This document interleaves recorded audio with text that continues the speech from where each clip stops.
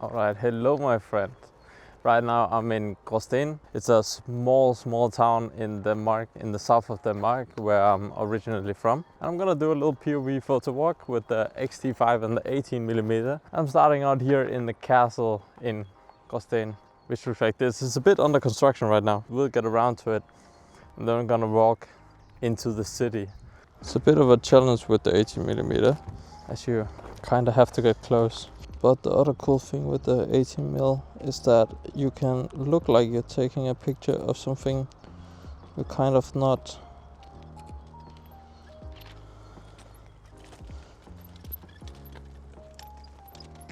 Getting some flares now, so just need to put on the lens hood. Voila. It's a really nice place to go for a walk generally. The Queen of Denmark, and yeah, now the King as well, has summer holidays here. It's like their summer house. Bit of a grandiose summer house, but why?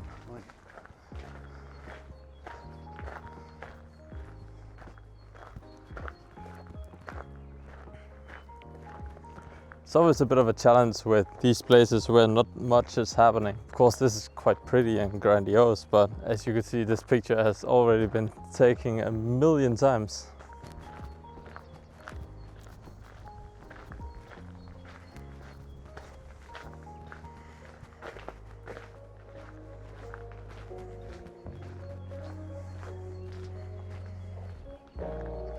So in a sense, I really hate that they're doing renovations on the castle right now, because it makes it look less aesthetic. But in a sense, it's also the best thing that could ever happen, because it doesn't look like this all the time. So not everybody can take photos with it up,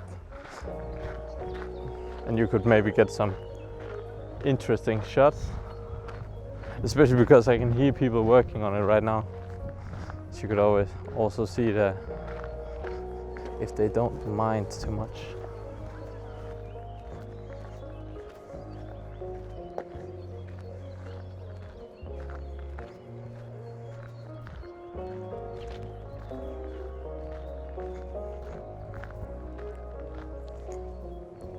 Sometimes when I'm really trying to focus to take a photo, I hold my breath to act as an extra stabilizer.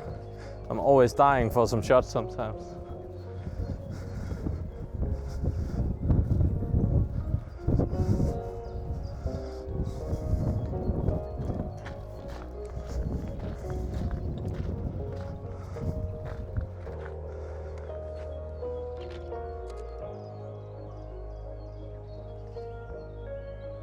So I recently got this Tascam DR10L Pro, and with all this wind right now and the mic actually being exposed and just protected by this little wind cap, I hope it doesn't disturb too much. Whoa. Cute, she makes bird houses. I see you can actually just take one and then pay like with mobile pay, or what the Americans call Venmo. It's quite nice. You're really trusting out here. Sometimes too trusting. There we go. Still, it's a little cute.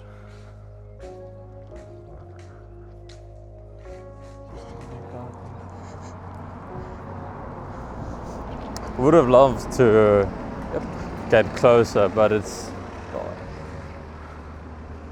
can also make it a bit uncomfortable for her, and I don't want that.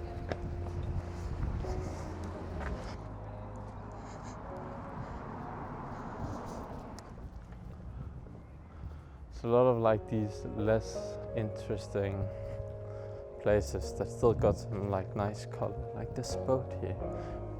Yellow boat with all the yellow walls and the two horses up there.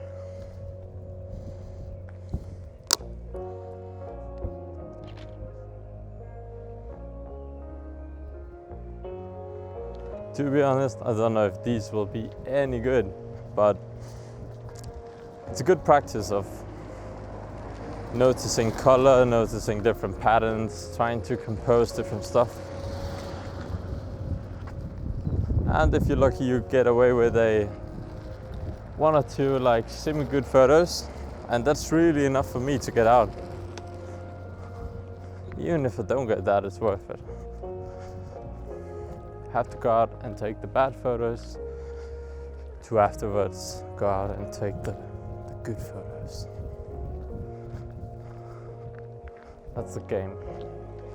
Practice, practice, practice. Sometimes you combine this. This is quite funny.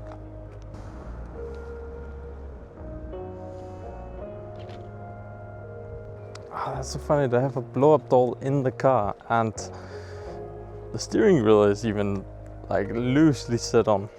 That's funny. I wouldn't have seen that if I hadn't gotten out. It's like these small things. There we go. Siggy's furniture upholstering workshop. That is a cute workshop. Look at that sign. It's like stamped on with nails. See if we can get the sign as well.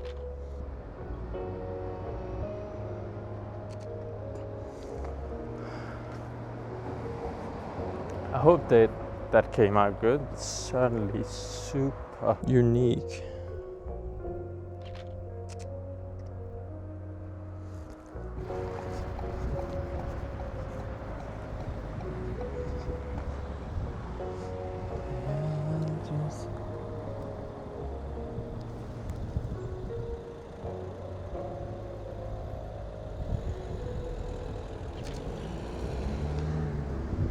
So the settings for today is aperture priority, so you have it at f8 to get a nice depth of field. I love to be more mindful of what I have in my frame. Everything that you include is in focus, so you have to be really mindful.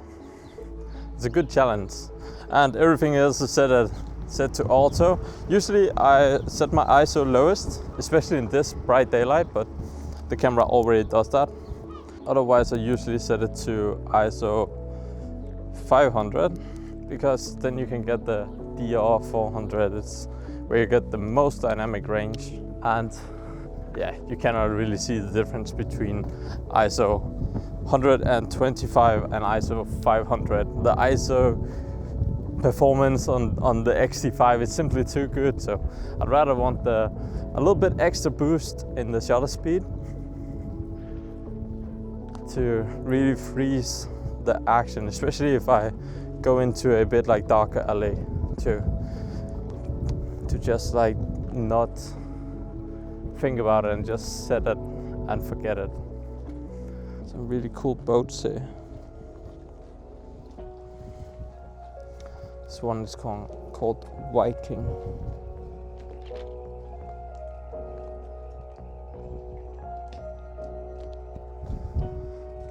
Like there's somebody on the boat and there's one behind there, but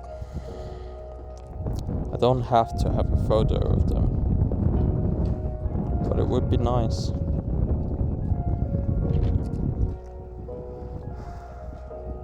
A good street photo doesn't have to include people, but it is always a huge plus. Sometimes it's also just nice to take aesthetic photos. Like photos that just look nice. It doesn't have to have the greatest story behind them. Like that guy looks cool as well. Don't really have an angle to take a photo of him, but damn, he looks cool. Undskyld her. Jeg synes, det ser virkelig cool ud med skægget. Må jeg have lov til at tage et portræt af dig? Tak, mand. Cool. Det er perfekt.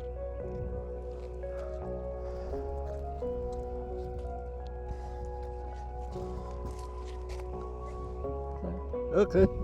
Ja. Tusind tak. God dag, mand. Ja, tak i lige måde. Tak. It was so kind.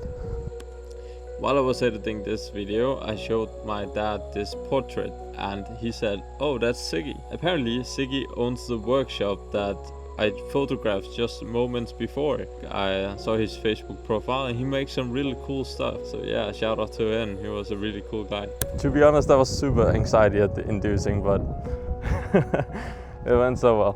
It would have been alright if he said no as well.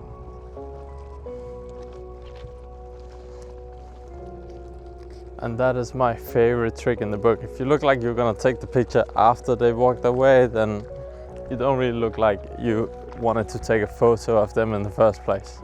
It's also really cool, like autocamp over there, but let's go take a little photo of it. Has a little very petroleum blue can next to it. And it really matches the Ford logo as well.